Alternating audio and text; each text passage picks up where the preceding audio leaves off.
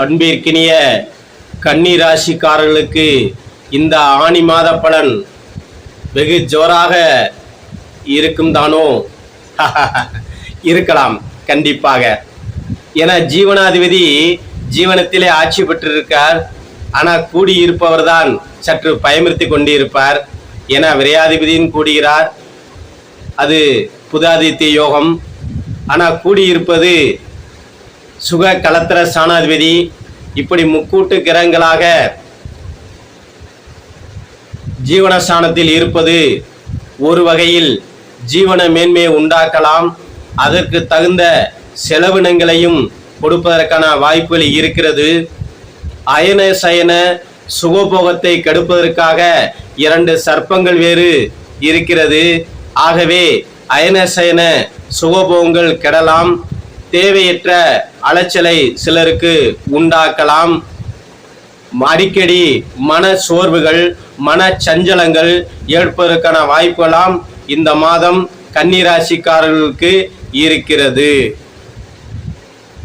தனாதிபதி வருட மாத ஆரம்பத்திலேயே 8ல் இருக்கிறது. திடீர் வருமானத்தையும் கொடுக்கும். அதே சமயத்தில் மாதத்தின் பிற்பகுதியில் அவர் பாக்கியத்திற்கு செல்லும்போது தகப்பன் வகையில் சிறு தொல்லைகளும் சிறு ஆதாயமும் சிலருக்கு கிடைக்கலாம். ஏற்கனவே வந்து கொண்டிருந்த திடீர் வருவாய்கள் தடைபடலாம்.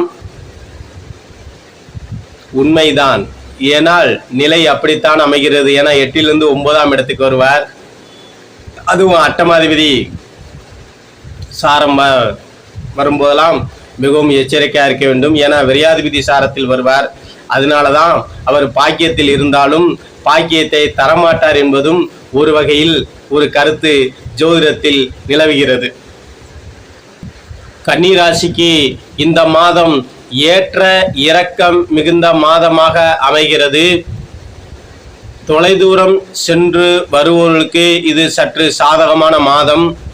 அதே நேரம் ஆண்களாக இருந்தால் பெண்களிடமும், பெண்களாக இருந்தால் ஆண்களிடமும் சற்று எச்சரிக்கையுடன் பழகுவது மிக மிக சிறப்பு. படிக்கக்கூடிய மாணவ கண்மணிகளாக இருந்தால், மாணவிகளாக இருந்தால் மிகவும் எச்சரிக்கையுடன் செயல்படுவது நல்லது. ஏன்னா தேவையில்லா அவச்சொல் அவமானங்களை சந்திக்க நேரும்.